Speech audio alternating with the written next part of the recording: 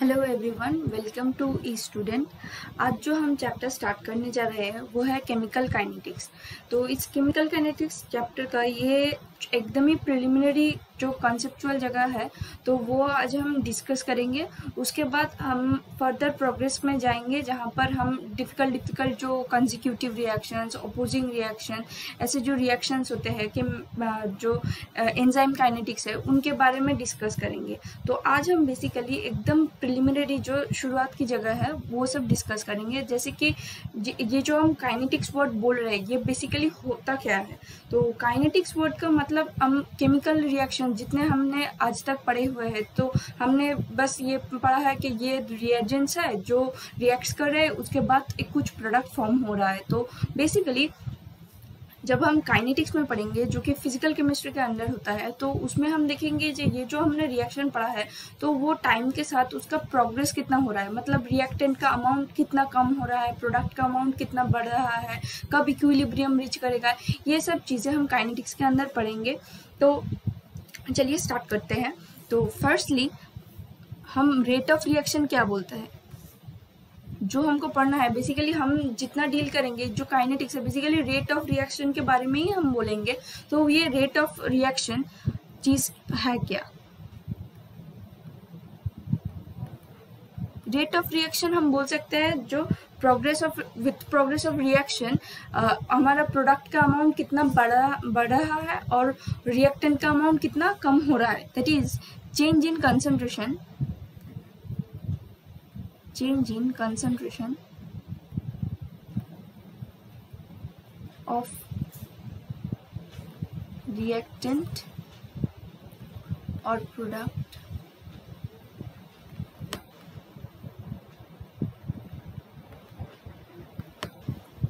with time।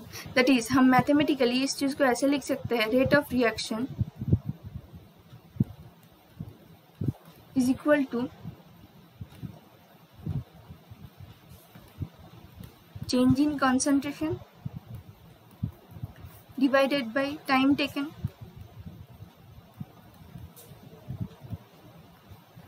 that is अगर finite change होता है जबकि हम टाइम थोड़ा ज़्यादा होगा, अगर फाइनाइट चेंज हम कंसिडर करते हैं तो फाइनाइट चेंज के लिए हम ऐसे लिखते हैं dc/dt, जो कि हम कंसंट्रेशन को c से डिनोट करते हैं और t यहाँ पर टाइम है। अगर इनफाइनाइट डेसिमल चेंज होगा तो हम ये लिखते हैं dc/dt। ओके, तो इस चीज को हम बेसिकली ऐसे बोल सकते हैं कि change in concentration divided by time taken, that is c2 - c1 divided by t2 - t1। ठीक है, तो इस चीज के यूनिट हम क्या बोलेंगे, what will be the unit of rate of reaction. Physical chemistry में हमारा कॉन्सेप्ट जितना क्लियर होना पड़ता है उसके साथ साथ हमको सारे यूनिट्स भी याद रखने पड़ते हैं, बिकॉज यूनिट्स सबसे वाइटल चीज़ होता है। अगर यूनिट थोड़ा कैलकुलेशन में हम लोग अगर प्रॉब्लम कर देते हैं तो पूरा हमारा मैथमेटिकल जो कैलकुलेशन है वो अगर ठीक भी होगा, यूनिट गलत हो जाएगा तो पूरा मैथ ही हमको वो काट देंगे।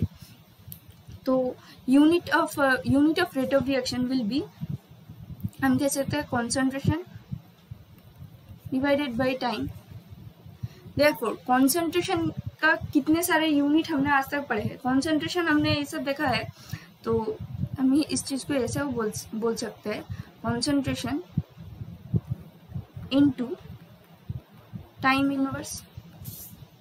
कॉन्सेंट्रेशन के लिए हमने पढ़ा है, एक हम कॉन्सेंट्रेशन को मोलरिटी में बोल सकते हैं, molarity that is number of moles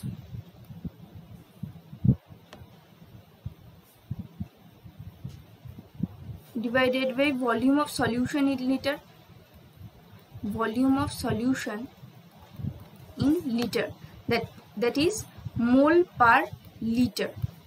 therefore अगर हमारा concentration किसी भी क्वेश्चन में अगर हमको concentration मोलरिटी में देंगे तो हम वहाँ पर concentration की यूनिट लेंगे मोल लीटर इनवर्स। अगर हमारा concentration नॉर्मलिटी में गिवन है, नॉर्मलिटी का मतलब क्या होता है, नॉर्मलिटी का हम लिखते हैं number of gram equivalent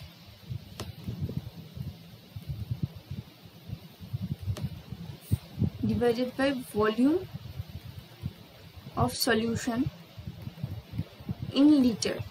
therefore यहाँ पे यूनिट हो जाएगा ग्राम इक्विवेलेंट लीटर इनवर्स। ठीक है,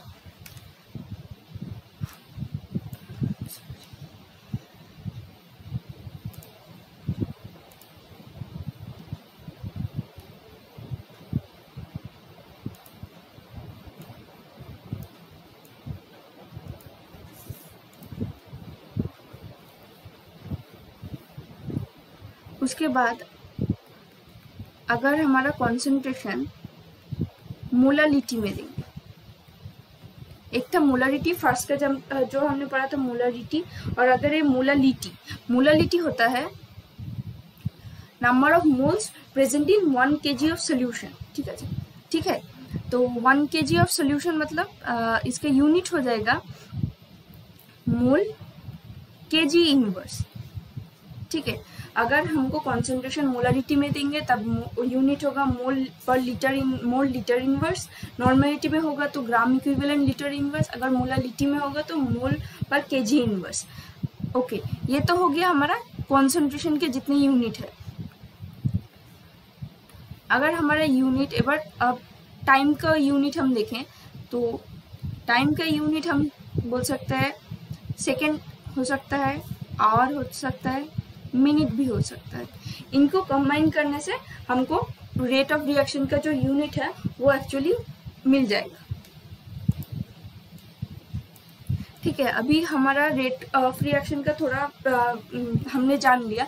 अब ये रेट एक्सप्रेशन हम कैसे लिखेंगे, मतलब हमको अगर कोई इक्वेशन गिवन हुआ तो वहां से हम इसका रेट लॉ रेट एक्सप्रेशन कैसे लिखेंगे।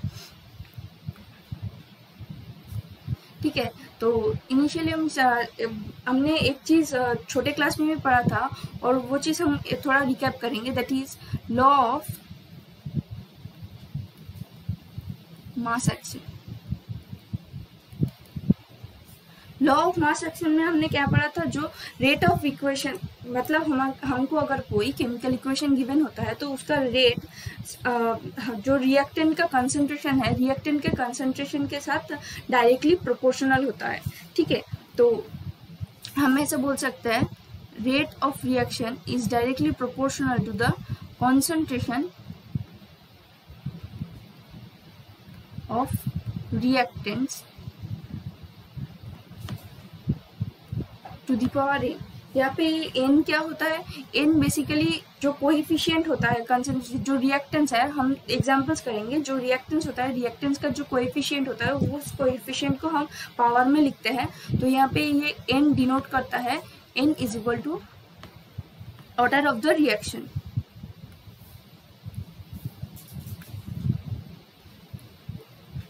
Order of the reaction.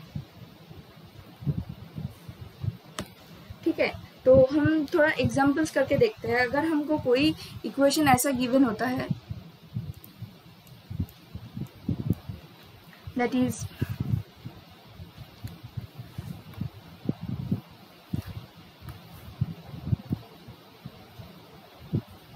Let us consider a chemical equation that is A plus A। हम एक जनरल इक्वेशन ले रहे हैं जहां से प्रोडक्ट बन रहा है D। ठीक है, A और B यहाँ पे क्या है, रिएजेंट्स है जो रिएक्ट करने के बाद D एक प्रोडक्ट फॉर्म कर रहा है। तो ये जो केमिकल इक्वेशन है, इस केमिकल इक्वेशन का रेट क्या होगा, rate will be directly proportional to concentration of A to the power जो रिएक्टेंस है, रिएक्टेंट का कंसेंट्रेशन पावर में कौन से आएगा, जो कोएफिशिएंट होता है दैट इज स्मॉल a, अभी concentration of B small b। Okay, तो this is the rate expression basically. यहाँ पे ऑर्डर ऑफ द रिएक्शन हम क्या लिख सकते हैं, यहाँ पे हम बोल सकते हैं, यहाँ पे पहले हमने जो मास एक्शन से जो हमने बोला था कि रेट डायरेक्टली प्रोपोर्शनल होता है कॉन्सेंट्रेशन ऑफ रिएक्टेंट के टू द पावर n। यहाँ पे तो हमको दो रिएक्टेंट्स मिल रहा है, तो इसका जो ऑर्डर होगा, ऑर्डर क्या होगा, हम क्या बोलेंगे, only order will be A और order will be B, not, ये एक्चुअली नहीं है, ऑर्डर होगा ऑर्डर ऑफ ओवरऑल रिएक्शन, हम ऐसे बोल सकते हैं order of overall reaction, overall reaction is equal to A plus B. Okay, जितना भी रिएक्टेंस होगा, रिएक्टेंस के जो पावर में होगा उसको सबको हमको प्लस कर देना, सम कर देना होगा, तो उससे हमको मिल जाएगा ओवरऑल रिएक्शन। ये ए और बी का समेशन करने से हमको ओवरऑल रिएक्शन मिलेगा, जहाँ पे ए है, अगर हमको इंडिविजुअली पूछते हैं कि what will be the order of reaction with respect to reactant A, then the order will be small a. अगर हमको पूछते हैं कि what will be the order of the reaction with respect to reactant B, okay, reactant B के respect में अगर पूछते हैं तो ऑर्डर होगा सिर्फ स्मॉल बी, अगर रिएक्टेंट ए के रेस्पेक्ट में पूछेंगे तो रेट होगा, sorry, order of the reaction होगा स्मॉल ए। अगर ओवरऑल पूछते हैं तो वो हो जाएगा ए प्लस बी, दैट इज हम ऐसे लिख सकते हैं order of the reaction with respect to reactant A will be A, and order of reaction with respect to B, reactant B will be B। Okay, तो जब भी हमको ऐसे मिलेगा तो overall order of the reaction अगर पूछेंगे तो उसका हमको जो पावर में है उनको हमको सम कर देना होगा, बस। अभी हम एक दो एग्जाम्पल करके देखते हैं। अगर हमारे पास ऐसे कोई रिएक्शन प्रोवाइड करा होता है तो हम कैसे डिटरमाइन करेंगे। सपोज इक्वेशन में दिया हुआ है 2a plus B to product p, ये फॉर्म हो रहा है, तो हमारे यहाँ पर रेट एक्सप्रेशन क्या होगा, rate will B proportional to concentration of A to the power 2 and concentration of B to the power of 1। okay, तो rate of reaction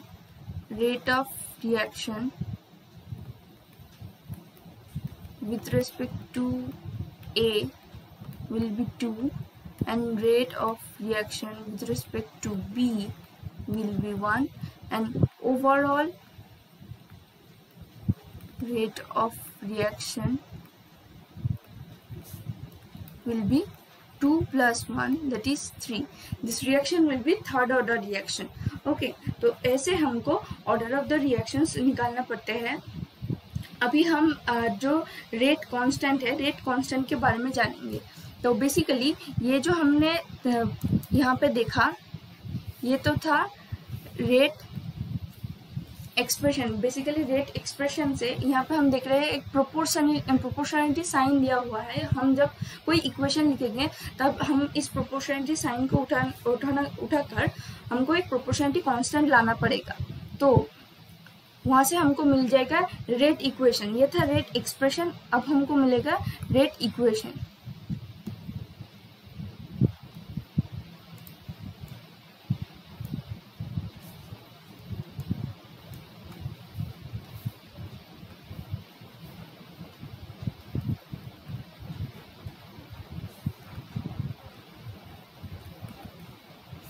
rate equation, rate को क्या लिखा था, rate is directly proportional to concentration to the power n। Okay, तो जब भी हम इस प्रोपोर्शनलिटी साइन को उठाएंगे हम ऐसे लिखेंगे k into concentration to the power n, where k is equal to rate constant. Okay, यह है रेट कांस्टेंट का वैल्यू गिवन होता है। तो यहाँ से हमको एक्चुअली जानना पड़ेगा जो order of the reaction, order के साथ साथ ये रेट कांस्टेंट का यूनिट क्या होता है। ये हम कभी कभी क्वेश्चन में जनरली हमारे जो ग्रेजुएशन के क्वेश्चन पेपर वहाँ पे भी आते हैं, rate of what will be the unit of rate constant if order of the reaction is provided. Then हम वो कैसे मैथमेटिकली कैसे कैलकुलेट करेंगे देखते हैं। एक फॉर्मूला होता है, फॉर्मूला बेसिकली हमने देखा है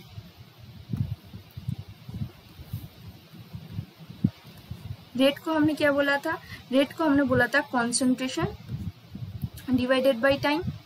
हम यहाँ पे ये सेम चीज पुट कर देंगे, दैट इज रेट के जगह हम लिखेंगे concentration divided by time equal to k into concentration to the power n। Therefore हमको क्या निकालना है, k का यूनिट निकालना होगा, तो k को रख देते हैं और हम ऐसा लिख सकते हैं कॉन्सेंट्रेशन डिवाइडेड बाय टाइम। ये क्या होगा, नीचे आ जाएगा, तो फिर 1 divided by concentration to the power n। Okay, तो हम क्या लिख सकते हैं, concentration to the power 1 minus n and time inverse. अगर हमको order of the reaction provide किया जाता है तो हम इस फॉर्मूले के सहारे हम जो रेट कांस्टेंट है उसका यूनिट इजीली कैलकुलेट कर सकते हैं। हम दो एग्जांपल करके देखते हैं, जैसे कि इफ अगर प्रोवाइड किया जाता है, यहाँ पर लिखता है ऑर्डर दैट इज n का वैल्यू अगर हमको प्रोवाइडेड होता है तो व्हाट विल बी द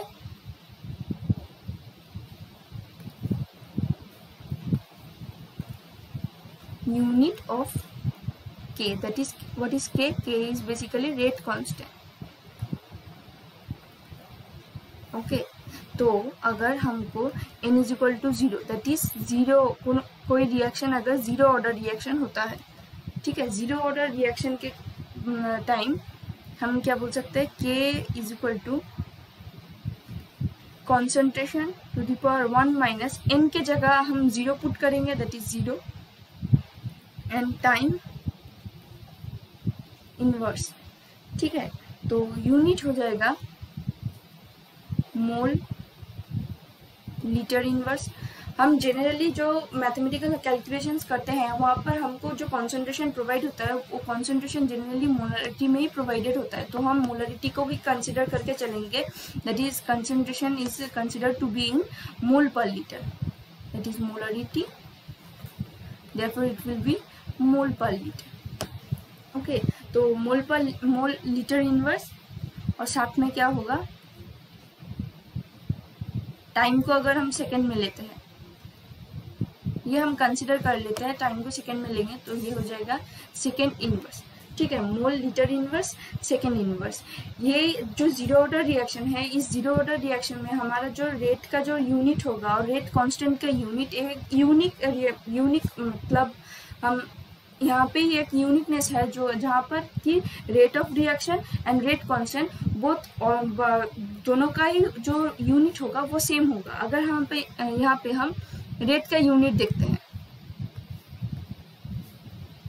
ठीक है, यहाँ पे हम रेट का भी यूनिट निकाल के देखते हैं। रेट का हमने क्या बोला था, that is rate is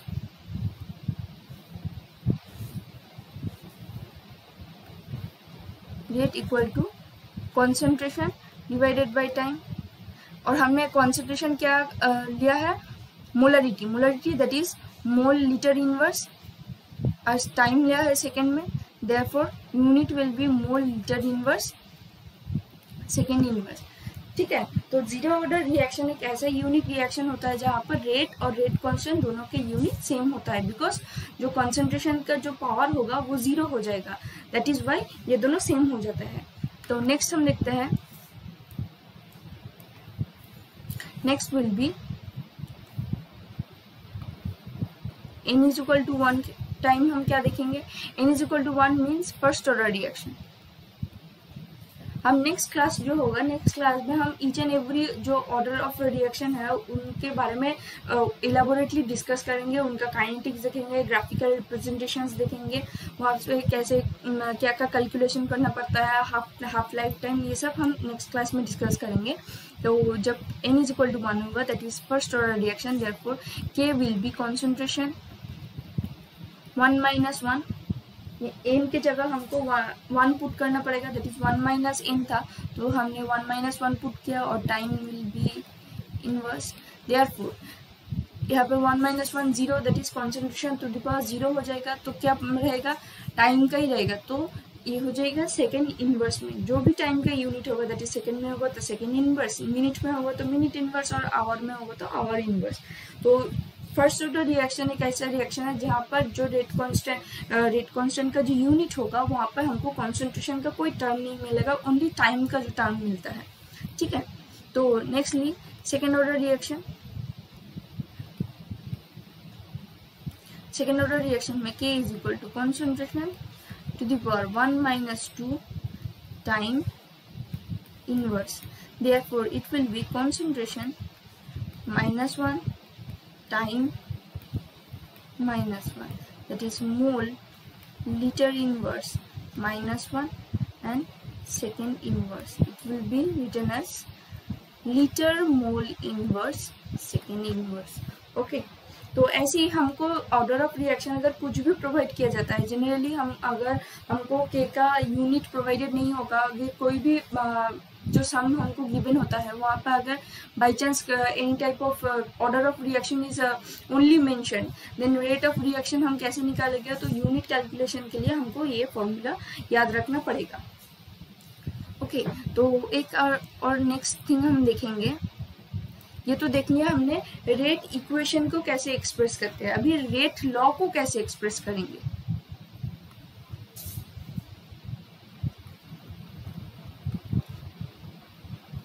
rate law expression,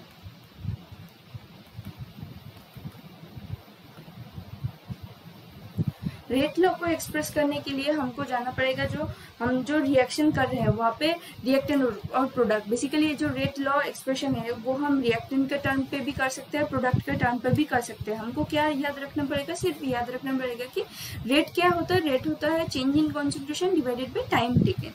that is अगर रेट लॉ को हम ऐसे कोई इक्वेशन प्रोवाइड किया गया है a + b to product P is forming, then हम ऐसा बोल सकते हैं, हमने अभी तक क्या देख लिया है, रेट इक्वेशन क्या होगा, दैट इज रेट का equal to rate constant.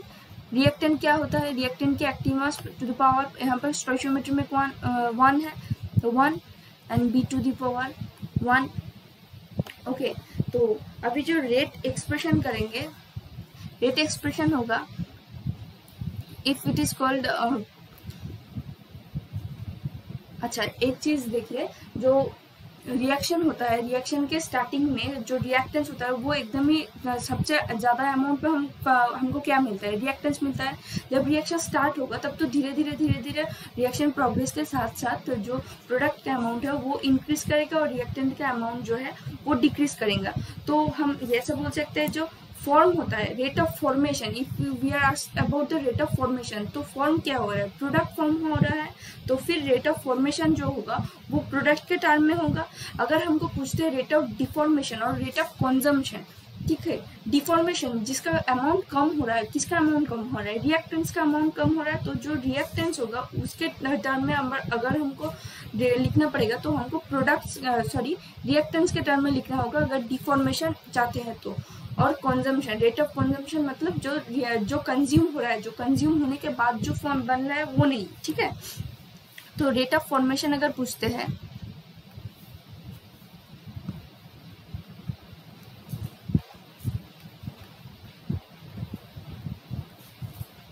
Rate of formation is product के टर्म में होगा। और फॉर्म क्या हो रहा है, rate of formation P form हो रहा है, तो P का फॉर्म होने का जो रेट होगा वो क्या होगा,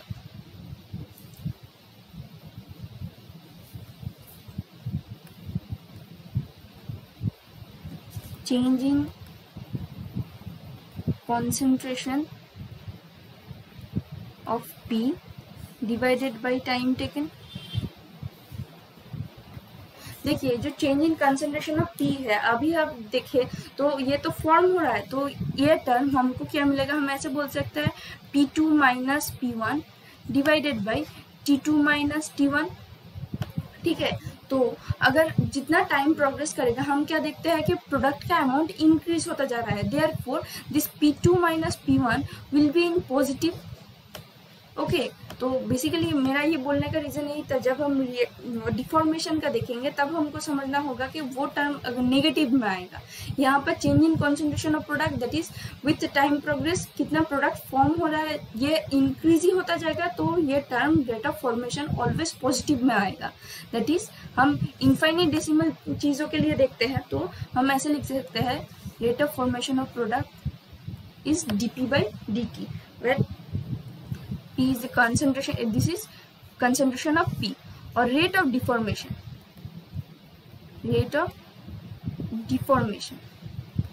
अगर हमको रेट ऑफ डिफॉर्मेशन पूछते हैं तो एक किन का पूछेंगे, बेसिकली रेट ऑफ डिफॉर्मेशन का मतलब है ए कितना कम हो रहा है, बी कितना कम हो रहा है।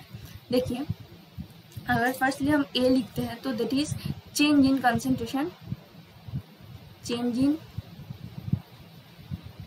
Concentration of B divided, change in concentration of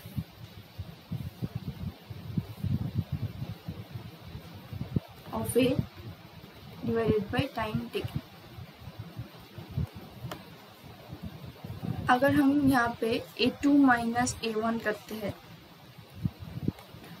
T2 minus T1 देखते हैं, तो T2 माइनस T1 तो ऑलवेज ही पॉजिटिव होगा, जितना टाइम प्रोग्रेस करेगा उतना टाइम बढ़ रहा है तो वो तो पॉजिटिव ही आएगा। लेकिन अगर हम A2 माइनस A1 इस टर्म को अगर देखें तो बेसिकली जितना टाइम जाएगा तो A2 का अमाउंट कम होता जाएगा। A1 इज इनिशियली, हम ऐसा बोल सकते हैं कि A1 इनिशियली है, तो 10 मिनट बाद क्या होगा, A और B रिएक्ट करके तो प्रोडक्ट फॉर्म कर रहे हैं, तो 10 मिनट बाद अगर A2 होता है तो ये नेचुरल है कि A का अमाउंट डिक्रीज हो जाएगा। Therefore A2 minus A1 this term will be negative term. That is why जब हम लिखते हैं रेट ऑफ डिफॉर्मेशन तभी हम सामने एक नेगेटिव साइन को अटैच करते हैं, that is dA dt। Okay, infinite decimal term के लिए देखना होगा अगर, that is change in concentration of A, जो कि हमेशा ही नेगेटिव में ही आएगा। दैट इज वाई हम एक नेगेटिव टर्म ऑलवेज इनपुट कर देते हैं। अगर similarly rate of deformation of B पूछते हैं, बेसिकली जो कि A और B दोनों ही रिएक्टेंट है तो दोनों का ही जो अमाउंट होगा वो डिक्रीज ही होगा। That is Y dB/dt। Therefore, अगर हमको डिफॉर्मेशन के टर्म में पूछेंगे तो डिफॉर्मेशन ऑलवेज होगा किसके टर्म में, हम लिखेंगे जो रिएक्टेंट्स है और रिएक्टेंट का अमाउंट कम हो रहा है। दैट इज वाई उनके सामने हमको एक नेगेटिव टर्म इनपुट करना होगा। अगर हम प्रोडक्ट के टर्म में लिखेंगे तो अगर यहाँ पे हम देख रहे हैं प्रोडक्ट एक है, अगर प्रोडक्ट 2-3 प्रोडक्ट भी होता है तो प्रोडक्ट का अमाउंट तो ऑलवेज इंक्रीज करता है प्रोग्रेस ऑफ रिएक्शन के साथ साथ, तो प्रोडक्ट का जो फॉर्मेशन होगा वो पॉजिटिव में होगा और जो डिफॉर्मेशन और कंजम्पशन ऑफ रिएक्शन वो लिखेंगे अगर तो वो नेगेटिव में होगा। ठीक है, तो इतना पोर्शन हमारा प्रिलिमिनरी जगह था। तो इसके बाद हम जो स्टार्ट करेंगे वो बेसिकली जो फर्स्ट ऑर्डर रिएक्शन का जो काइनेटिक्स होगा, सेकेंड ऑर्डर रिएक्शन का जो काइनेटिक्स होगा वो स्टार्ट करेंगे। तो हम बाद में देखेंगे। ठीक है, थैंक यू।